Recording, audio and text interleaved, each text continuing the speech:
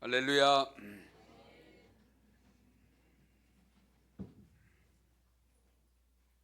로마서 8장 28절에 보면 모든 것이 합력하여 선을 이룬다는 말씀을 우리가 종종 인용을 합니다. 또 실제로 살아보면 그런 경우를 많이 체험하게 됩니다. 하나님의 섭리란 것은 정말 우리가 생각할 수 없는 그런 내용들이 전개되어지기 때문에 우리가 생각할 때는 이제 끝났다고 생각하는데 아직 끝나지 않았고 오히려 더 나은 모습으로 가는 경우가 있고, 이제는 정말 다 됐다라고 생각되는데 아직도 가야 할 길이 있는 경우를 경험하게 되죠. 이런 일이 있었으면 안 되겠다 싶은데도, 그런데 지나놓고 보면 그 일 때문에 지금 하고 있는 새로운 사역을 감당하게 되는 이런 경우들도 보게 됩니다.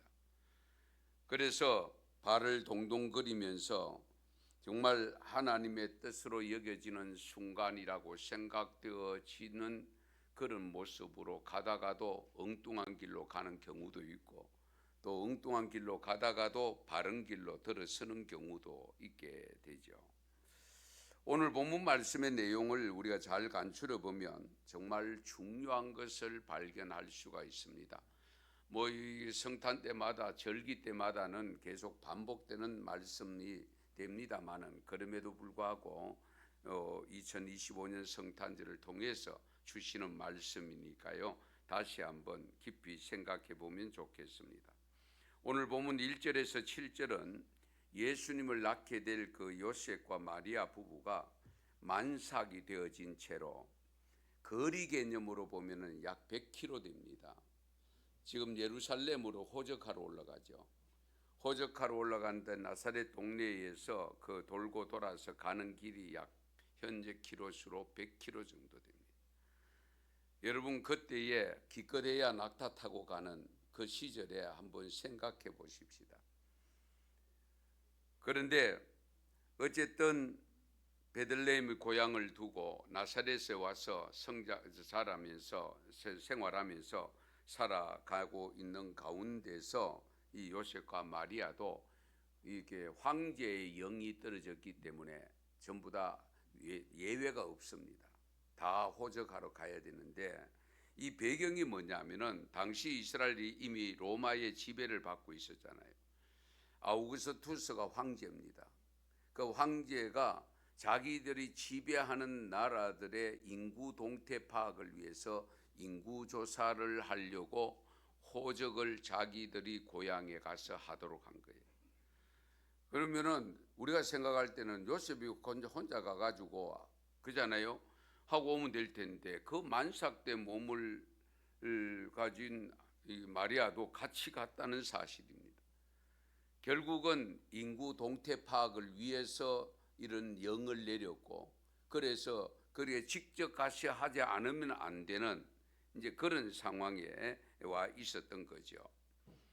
그런데 문제는 거기에 이제 베들레헴에 올라갔었을 때에, 그 베들레헴은 다윗의 고향이기도 합니다.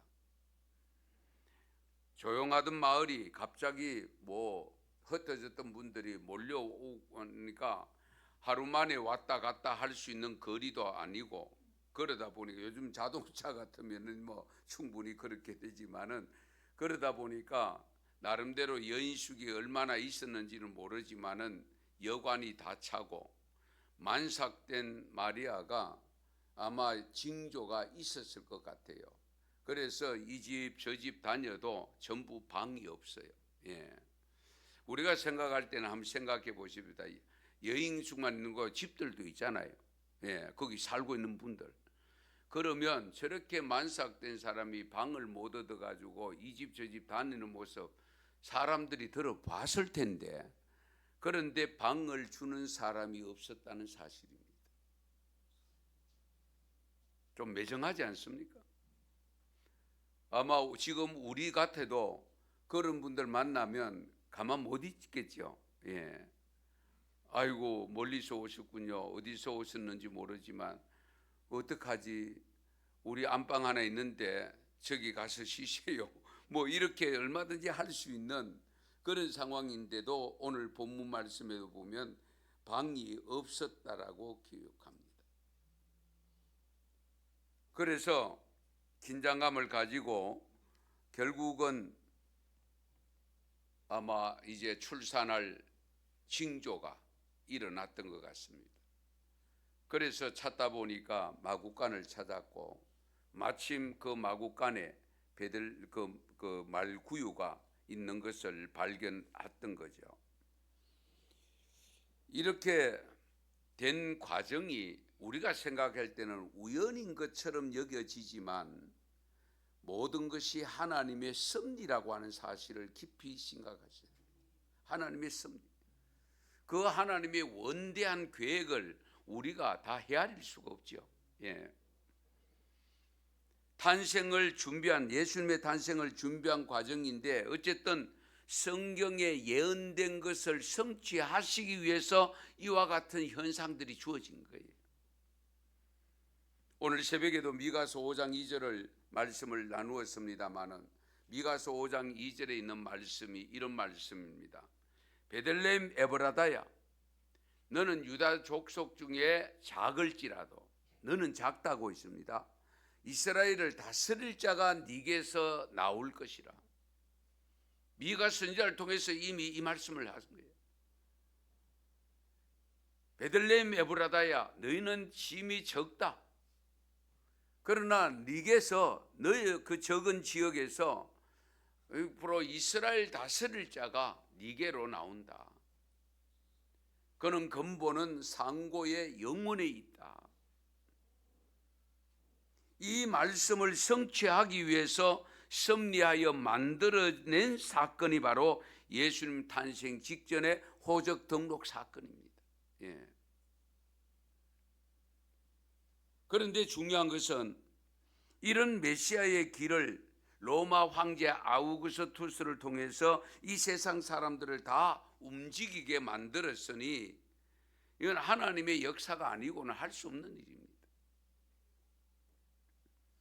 사실상 메시아가 어느 지역에서 태어날 것인가도 이미 예고해 주셨잖아요.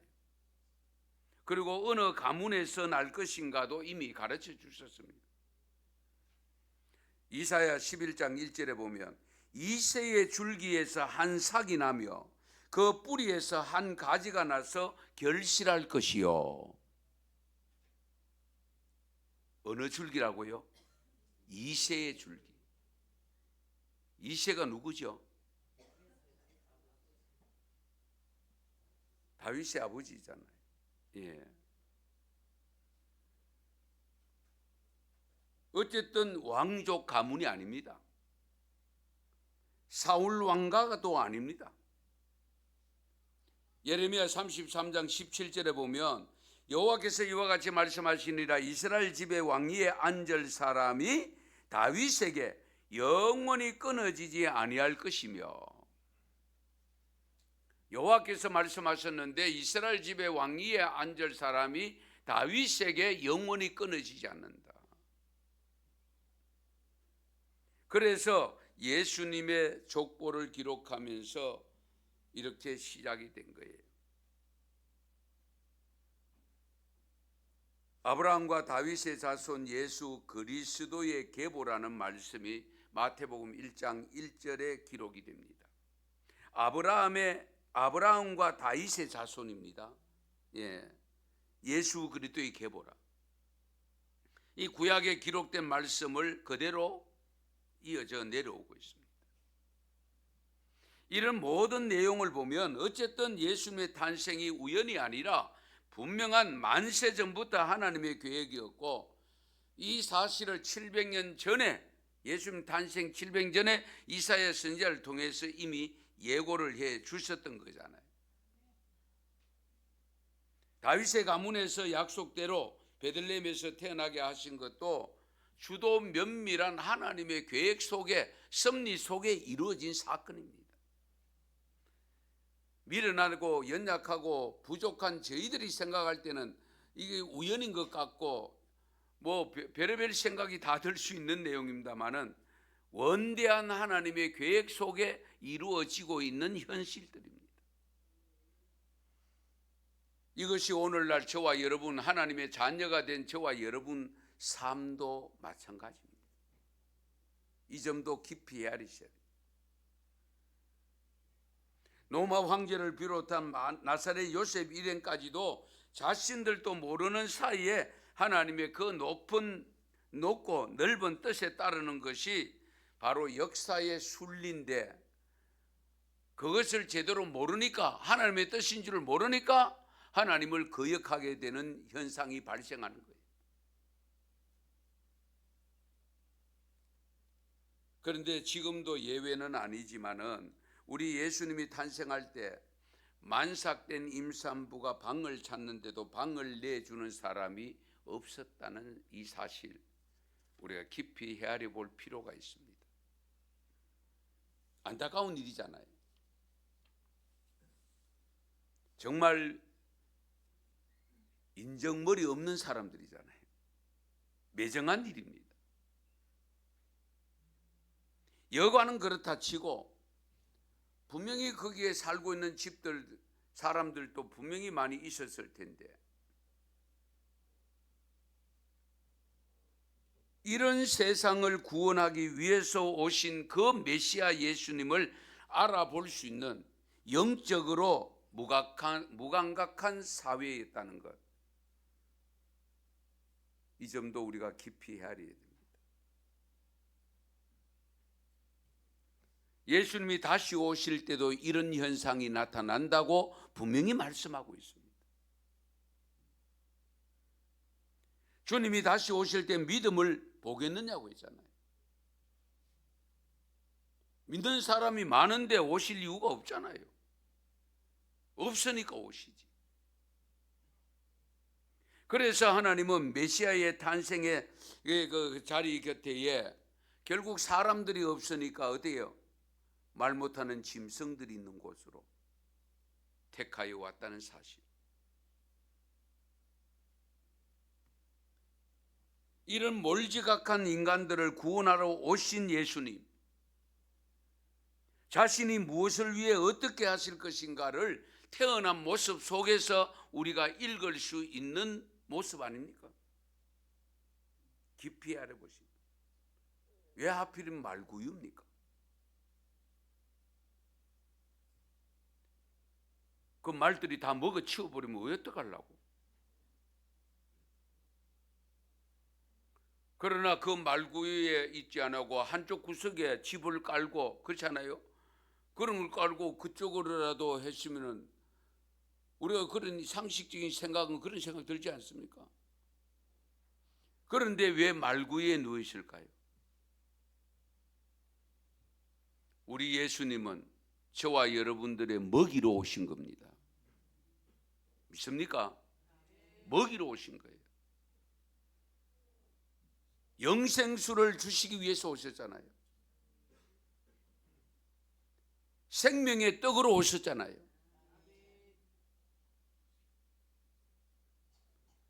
그 엄청난 사실을 통해서 우리에게 왜 오셨는가, 무엇 때문에 오셨는가 하는 당신의 사역을 우리에게 보여주는데 우리가 미처 못 깨닫죠. 이제야 깨닫는 거죠.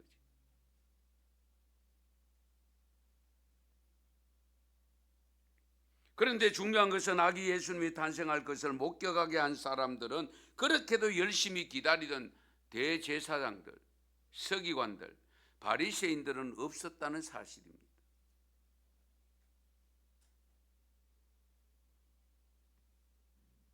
오히려 양을 치던 목동들이 찾아옵니다. 그 이역만리에 떨어졌던 동방박사들이 찾아옵니다. 별을 연구하다.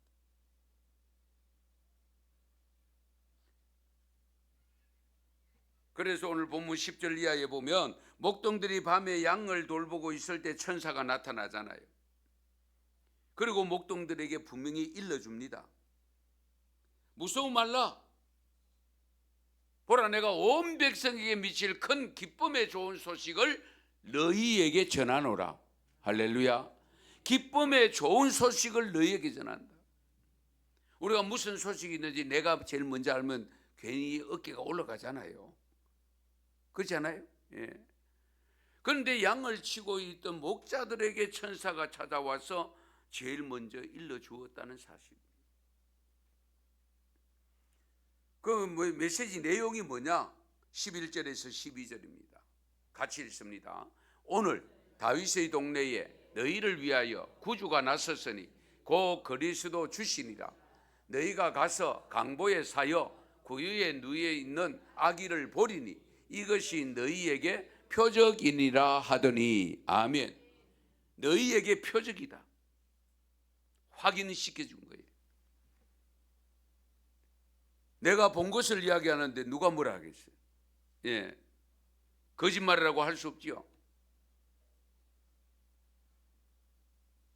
유대인들을 위해서, 우리를 위해서 구주가 나섰는데 어디서 태어났느냐? 산부인과도 아니고요, 자기 집도 아니고요, 호텔도 아니고요, 여인숙도 아니고 마구간에서 말구유에 태어났다. 왜 하필이면 말구유냐? 미련한 우리들에게 보여주신 하나님의 예수님이 세상에 오심의 목적을 사실은 실물로 보여주신 것입니다. 이것을 우리가 깊이 깨달아야 됩니다. 그런데 사람들은 잘 못 깨닫지요. 깨달아도 따라가려고 하지 않습니다. 예수님의 태어나심의 자리가 어쨌든 말구유인 것은 결국 예수님이 세상을 왜 오셨는가를 우리에게 간접적으로 보여주신 것이죠. 예. 우리는 떡이 아니고 밥입니다. 빵이 아닙니다. 우리들에게는 밥으로 오신 거예요. 우리의 먹이로 오신 거예요.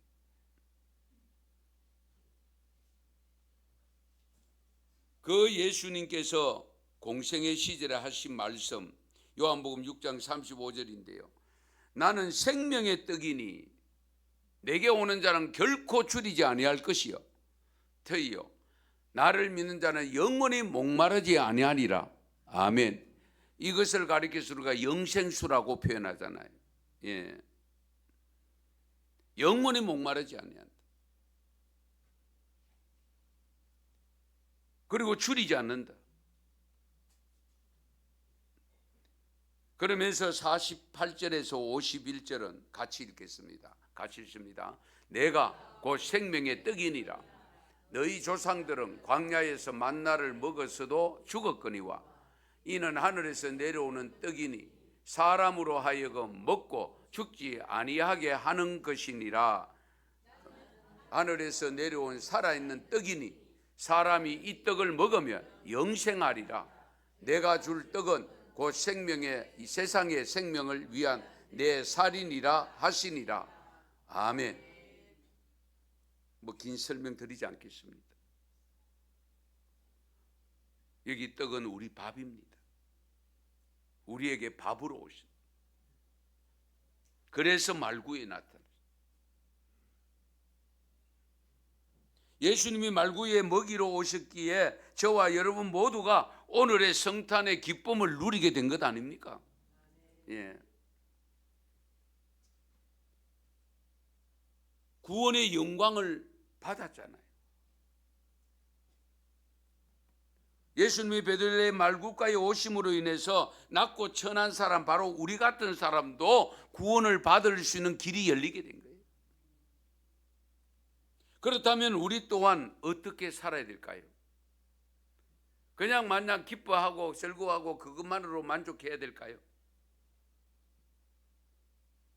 성탄의 기쁨이 우리 모두의 기쁨이 되기 위해서는 기쁨을 잃어버린 사람들을 찾아가서 주님을 먹여드려야 돼요. 나도 예수님 믿고 나도 예수님 먹고 이만큼 구원의 영생을 얻는 자리에 올라오게 됐는데 그렇지 못하고 방황하고 있는 사람들에게 찾아가서 그 예수님을 먹여드려야 돼요.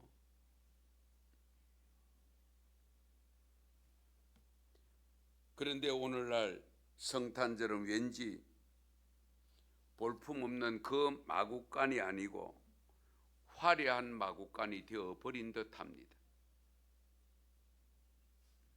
말구유가 아니고 화려한 음식점이 되어버린 듯합니다.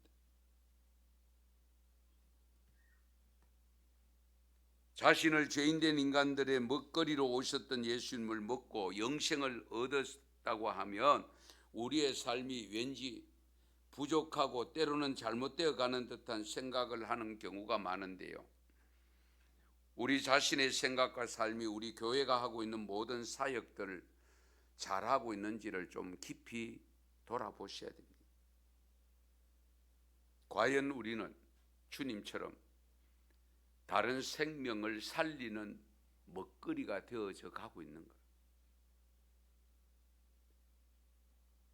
내가 죽고 당신이 살고, 바로 이 모습.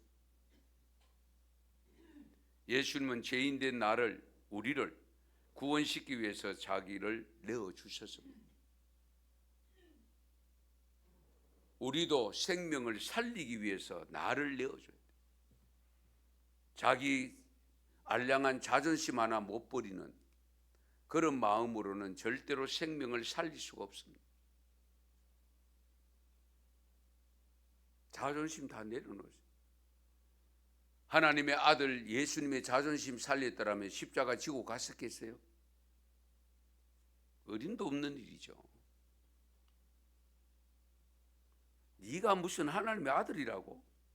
아들이면 뛰어내려봐. 그렇게 조롱했잖아요.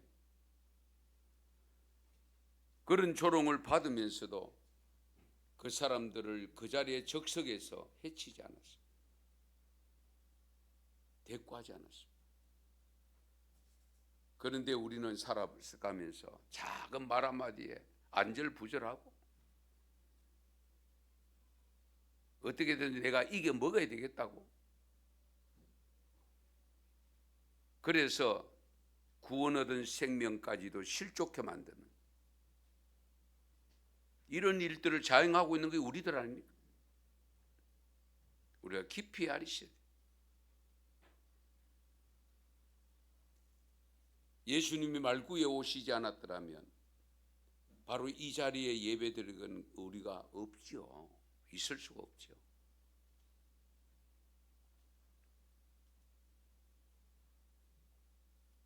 오늘 우리가 찾아야 할 곳은, 우리가 찾아가야 될 마구간은 어딜까요? 우리는 지금도 주님이 찾아가실 마구간을 잊지 말아야 됩니다. 마구간에 있는 사람들을 외면하고 있지는 않는지요? 가진 것이 없고 배운 것이 부족하고 힘도 없고 대접받을 수도 없는 사람들을 찾아가면 주님이 먼저가 계심을 믿으시기 바랍니다. 주님이 먼저. 우리 예수님이 지적한 것이 뭡니까? 이 작은 자 하나에게 하지 아니한 것이 곧 내게 하지 아니한 것이라.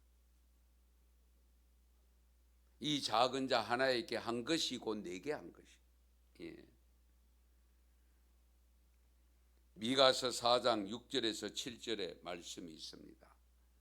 같이 읽습니다. 여호와께서 말씀하시되 그 날에는 내가 저는 자를 모으며 쫓겨난 자와 내가 환난 받게 한 자를 모아 발을 저는 자는 남은 백성이 되게 하며 멀리 쫓겨났던 자들이 강한 나라가 되게 하고 나 여호와가 시온 산에서 이제부터 영원까지 그들을 다스리리라 하셨나니. 아멘. 주님이 오시는 날에는요, 저는 자를 모으신대요. 발을 저는 자는 남은 백성이 되게 하신대요. 스바냐 3장 19절 말씀에 이런 말씀이 있습니다. 그때에 내가 너를 괴롭게 하는 자를 다 벌하고 저는 자를 구원하며 쫓겨난 자를 모으며 온 세상에서 수욕받는 자에게 칭찬과 명성을 얻게 하리라. 아멘. 우리 말씀을 좀 깊이 헤아리셔야 됩니다. 하나님의 백성들을 괴롭게 하는 자들은 다 벌한다고 했습니다.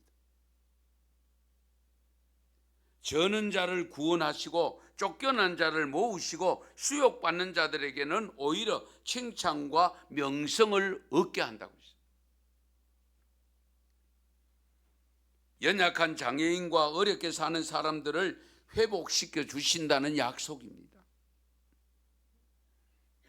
예수님도 분명히 말씀합니다. 누가복음 14장에 나옵니다. 12절에서 14절 이 말씀도 같이 읽습니다. 또 자기를 청한 자에게 이르시되 네가 점심이나 저녁이나 베풀거든 벗이나 형제나 친척이나 부한 이웃을 청하지 말라. 두렵건대 그 사람들이 너를 도로 청하여 내게 갚음이 될까 하노라. 잔치를 베풀거든 차라리 가난한 자들과 몸 불편한 자들과 저는 자들과 맹인들을 청하라. 그리하면 그들이 갚을 것이 없으므로 네게 복이 되리니 이는 의인들의 부활 시에 네가 갚음을 받겠음이라 하시더라. 아멘. 이런 말씀 들으면 마음의 찔림을 받을 때가 있습니다. 우린 자꾸 반대 급부를 생각하면서 하는 경우들이 많습니다. 그런데 주님께서, 하나님께서는 내가 주었을 때 도로 받을 수 없는 그런 사람을 집중적으로 도우시라는 거예요. 예. 그런데 우리는 돕다가 안 되면 무슨 말 합니까? 밑 빠진 독에 물 붓기다. 그러면서 중단해버리는 경우도 발생합니다. 예.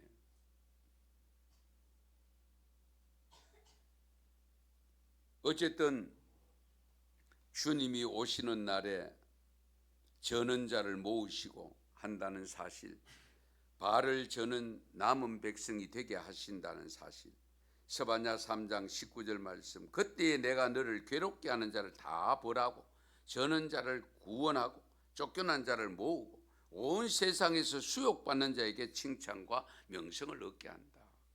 우리 이 말씀 좀 깊이 헤아렸으면 좋겠습니다.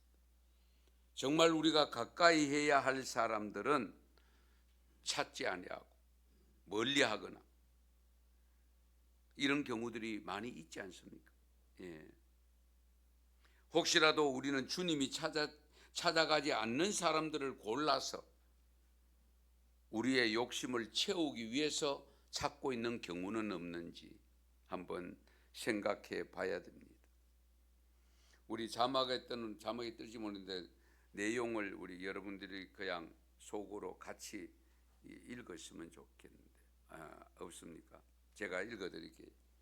하늘 보좌를 뒤로 하고 세상에 내려오신 예수님, 아버지를 뒤로 하고 아버지의 백성을 찾기 위해 오신 예수님, 하늘의 권세를 뒤로 하고 나약한 모습으로 오신 예수님, 하늘의 영광을 뒤로 하고 고통의 십자가를 지러 오신 예수님, 빛된 삶을 뒤로 하고 어둠의 세상으로 오신 예수님, 천사들로부터 섬김을 받는 삶을 뒤로 하고 섬기러 오신 예수님, 존귀 받으심을 뒤로 하고 조롱받으러 오신 예수님, 먹을 것이 없는 구유에 먹이가 되려고 오신 예수님, 우리가 구유에 누인 예수님을 먹음으로 빛의 사람이 되었습니다. 의인이 되었습니다. 영생의 사람이 되었습니다. 하나님의 자녀가 되었습니다. 예수님을 먹고 영생의 삶으로 회복된 나를 향해서 우리 주님이 말씀하십니다. 따라서 한번 하실까요? 너희도 이같이 살아라. 주님이 우리에게 하시는 말씀입니다. 너희도 이같이 살아라.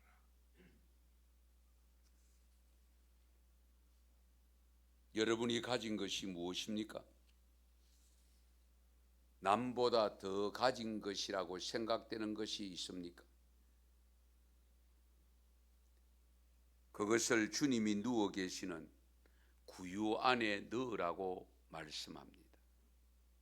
왜? 누군가가 와서 먹어야 될 사람이 있기 때문에. 누구든지 필요한 사람들이 가져가서 먹고 살게 하기 위함이라고 말씀하고 계십니다. 혹시라도 우리가 화려하게 떠들썩하게 성탄절을 보내면서도 주인공 없는 성탄이 되지 않을까, 최근의 수년에 늘 저는 그 생각을 갖습니다. 성탄절 되면 주인공 없는 성탄이 될 위험이 있습니다.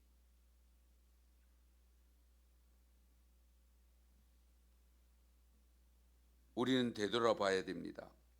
혹시라도 예수님 없는 곳을만 찾아다닌다는 것은 아닌지, 주님이 찾아가라고 한 사람들은 외면하고 찾아가지 않아도 될 사람들을 찾고 있지는 않는지, 주님은 지금도 잃어버린 자를 찾아다니십니다. 99을 두고 한 마리 잃은 양을 찾아다니시는 분이 우리 주님이십니다.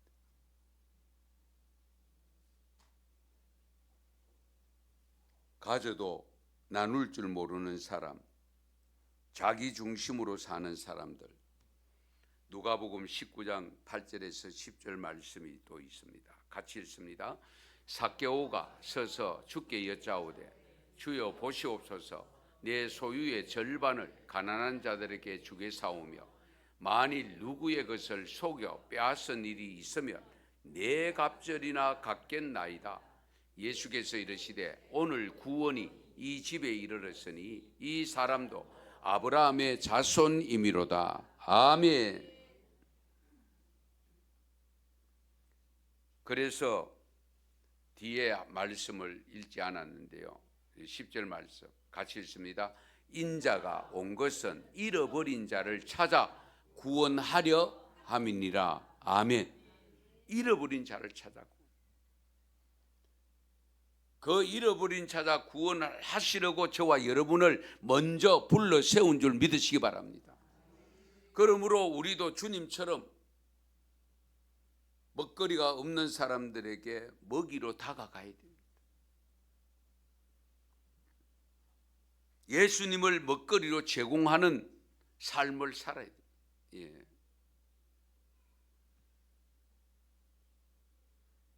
결국 빈방이 없어 말구에 오신 것은 하나님의 뜻이기도 하지만은 실제적인 원인은 방이 없었다기보다는 자기를 희생하는 사람이 없었던 겁니다.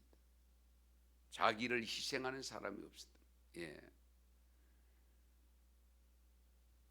자기 방을 내어주는 사람이 없었다는 사실. 오늘날도 주님이 우리 안에 들어오시지 못한다면 분명히 그 안에는 다른 무언가가 채워져 있기 때문에 들어오시지 않는다는 사실. 이 점도 우리가 깊이 해야 돼요. 주님이 자리할 수 없는, 들어오실 수 없는 그런 자리가 어떤 자리일까요? 죄가 자리 잡고 있으면 그 안에 못 오십니다. 내 안에 욕망이 가득 차 있으면 주님이 그 안에 들어오실 여유가 없습니다. 내 안에 마음 미움이 가득 차 있으면 주님이 그 안에 들어오실 수가 없습니다. 내 안에 쓸데없는 전통, 관습 이런 것들이 가득 차 있으면 주님이 들어오실 여지가 없습니다. 내 안에 세상 염려와 걱정이 가득 차 있으면 주님이 들어오실 수가 없어요. 지금 여러분 안에, 나의 안에 무엇이 자리 잡고 있는지 늘 확인하셔야 됩니다. 대림절 기간이 4주간 끝난 것이 아닙니다. 우리는 주님 오실 때까지, 주님 앞에 서는 날까지 오실 주님을 기다리면서 살아야 됩니다. 그러면 주님이 내 안에 들어와 자리 잡고 계시는지를 확인하셔야 됩니다. 아직도 주님은 여전히 내 마음의 문을 두드리고 있을 수 있습니다. 열면 들어와서 함께 하신다고 했잖아요. 우리 모두 주님 계실 곳을 위하여 모든 것을 비우는 것을 먼저 하셔야 됩니다. 비워야 됩니다. 예. 죄는 회개해야 되죠. 용서받아야 됩니다. 욕심은 내버려야 됩니다. 미움과 시기와 질투와 전통, 관서 모두 내어버려야 됩니다. 예. 그럴 때에 주님이 내 안에 들어오실 수 있어요. 내어드려야 되죠. 손님 오면 여러분 제일 먼저 하는 일이 뭡니까? 청소 아닙니까? 손님이 집에 오신다면 청소부터 하잖아요.